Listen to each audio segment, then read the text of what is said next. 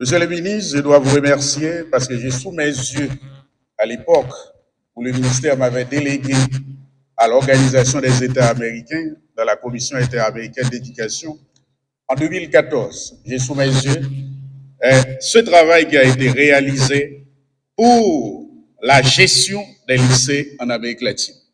À cette époque, on a les lycées de l'Amérique latine, également de la Caraïbe. Haïti n'était pas présent. Aujourd'hui, avec ce manuel révisé et en vigueur, nous aurons la possibilité de pouvoir nous présenter dans ce concert de l'Amérique latine où les problèmes de la gestion des écoles ont été posés avec beaucoup d'acuité et également de rigueur scientifique.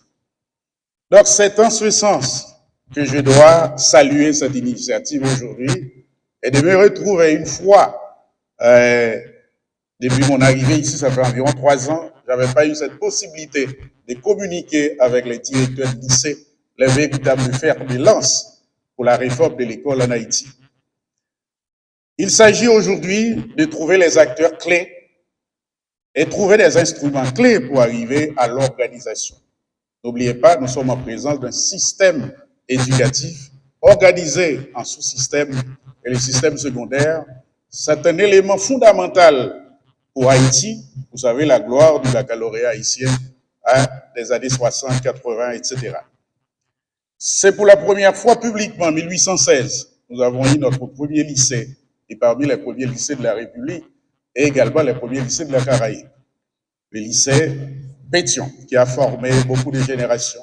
Et après, on a pris beaucoup de temps pour pouvoir massifier l'école haïtienne et également l'école secondaire, qui peine encore à trouver sa lettre de noblesse avec moins de 700 000 élèves au niveau du secondaire et plus de 3 millions au niveau du fondamental.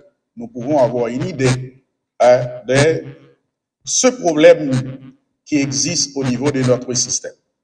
Aujourd'hui, au lieu de voir un discours tout à fait formel, je fais quelque chose d'académique. Je posais la question comme l'avait posée en 2014, c'était au Chili. On avait posé la question, mais qui sont nos directeurs des lycées? Qui sont-ils? Quelles sont leurs qualifications? Et c'est le premier problème qu'il faut poser pour voir la gestion, parce que la gestion du système passe nécessairement par la qualification de ces gens-là qui organisent le système et également les structures du système éducatif. Donc, c'est pourquoi on avait posé la question, qui sont nos directeurs de lycée? Et la réponse à l'unanimité des 8 pays qui participaient à cette expérience, pour savoir qui sont nos directeurs de lycée, la réponse était les directeurs des écoles secondaires, souvent appelés chefs d'établissement, jouent un rôle clé dans la gestion et l'organisation scolaire. Leurs fonctions peuvent varier en fonction des écoles et des systèmes éducatifs, mais en regard, en général, de leurs responsabilités, nous pouvons citer la gestion administrative. Ils supervisent les opérations quotidiennes de l'école, y compris la gestion des budgets, des ressources humaines et des infrastructures. Leadership et pédagogique. Et ils sont responsables de la mise en œuvre du programme éducatif, de l'évaluation des performances académiques et de l'amélioration continue de la qualité de l'enseignement. L'encadrement du personnel. Ils recrutent, forment, évaluent les enseignants et le personnel de façon générale. Mais en Haïti, ils n'ont pas cette fonction-là à recruter les professeurs.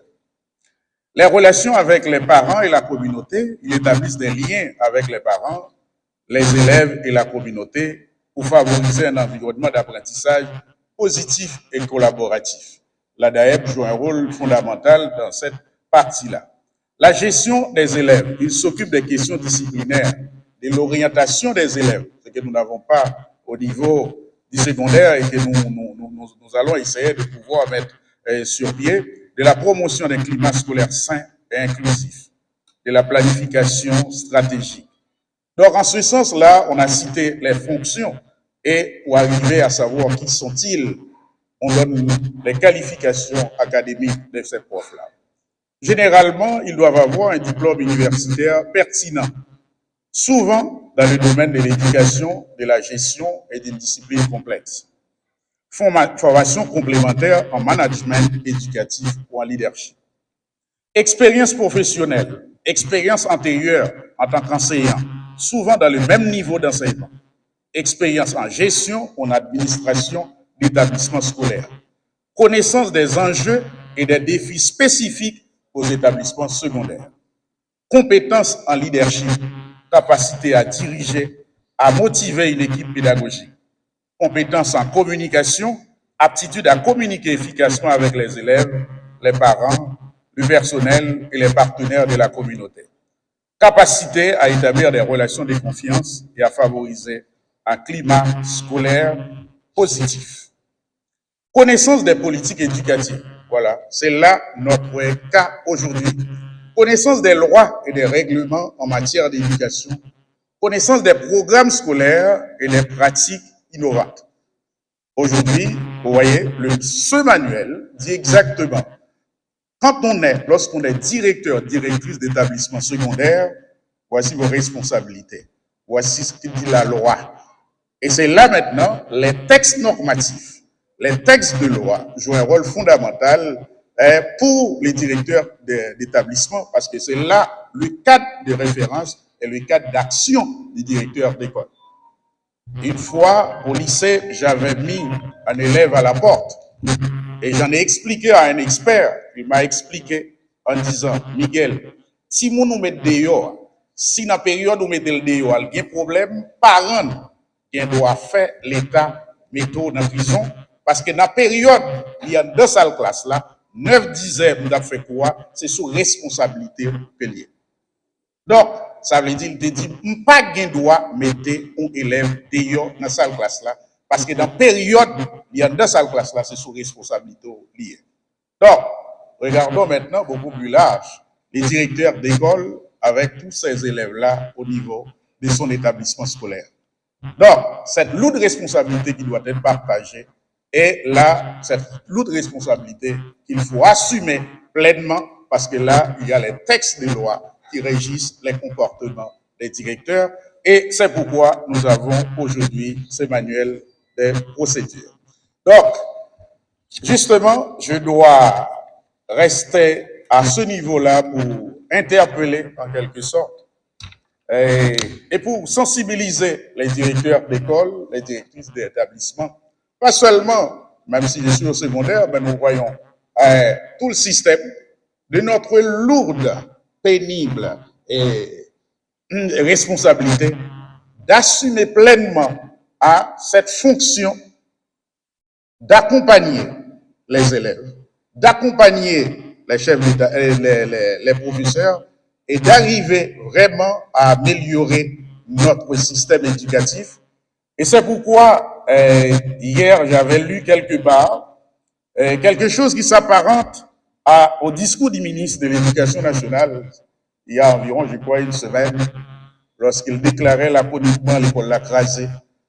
Et beaucoup de gens n'avaient pas compris quelque part c'est la profondeur de cette déclaration-là. C'est parce que maintenant, de la Grèce antique, où cette organisation, la grammaire de l'école était telle, et aujourd'hui, avec les mutations, il faut passer de cette école ancienne à l'autre école, que l'on veuille ou non, l'école que nous avons là pour aujourd'hui tend inexorablement à disparaître pour donner naissance à une autre école.